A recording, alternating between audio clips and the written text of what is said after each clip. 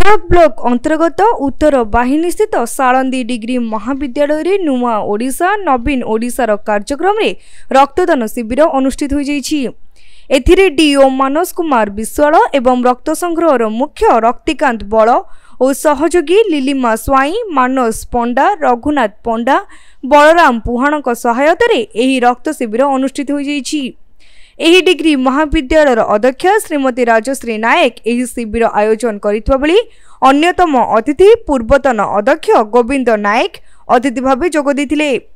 शिविर परिचालना करथिले सैमुर रहमान खां एवं कॉलेज अध्यापक अध्यापिका एही रक्तदान शिविर परिचालना दिगरे सहयोग करथिले। शेषरे नोडाल ऑफिसर अच्युतानंद नायक समस्त को धन्यवाद प्रदान करथिले।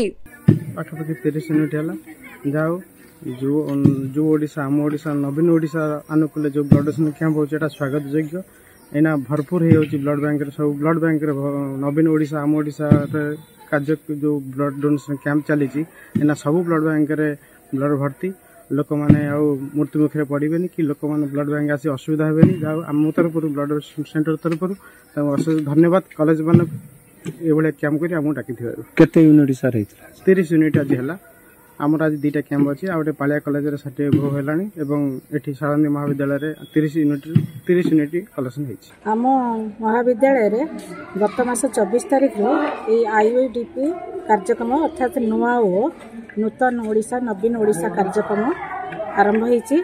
आज थिला सोशल कार्यक्रम शेष दिन यही कार्यक्रम आम रखिलु शेष दिन रक्तदान शिविर आम छुआ मैंने आम सहयोग आम कॉलेज को बहुत संख्यार कर छात्र छात्री मैंने एवं यही रक्तदान शिविर में 30 यूनिट रक्त संग्रह होती। जो नवीन ओडिशा युव ओडिशा कार्यक्रम चली बहुत स्वागत योग्य कारण एथिरे पिला माननकु सब प्रकार किभଳି भाबरे तांकर जीवन उन्नति पथरे आगेब सेही पई आमर सरकार सब प्रकार व्यवस्था करिसंती तेणु ए जो कार्यक्रम आमर हेछि सेटा बहुत स्वागत। भद्रक पुनील कुमार सामंत को रिपोर्ट तीर्थक्षेत्र लाइव।